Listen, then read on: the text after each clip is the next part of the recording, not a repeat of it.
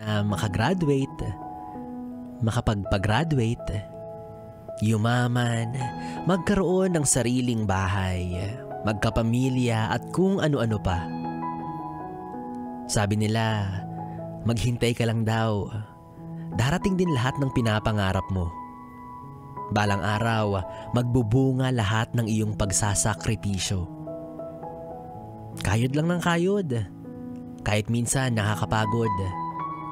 Isipin mo na lang na hindi mo lang yan ginagawa para sa sarili mo. Kasi marami ang umaasa sa'yo. Alam ko naman na kating-kati ka nang magpahinga at guminhawa. Nangangarap na sana dumating na yung pwede ka na lang pahila-hilata. Sa taglay mong sipag at dedikasyon, promise, malapit nang mangyari yun. Kaya kung kating-kati ka na, maggamot ka muna. Siguraduhin mo lang din na hindi susobra. Baka naman kasi masaktan o masugatan ka na. Kaya tuloy lang sa masarap na paggamot.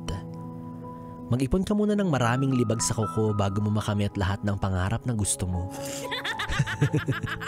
Well, anyways, yes, friend kong Bibi, kapiling mo ako, DJ B-Boy Bibo. Hanggang mamayang alas 12 para sa ating tuloy-tuloy na Bibi Time. Dito pa rin at dito ka lang sa istasyong No Problem, ang 101.1 Yes FM. 101.1 Yes FM.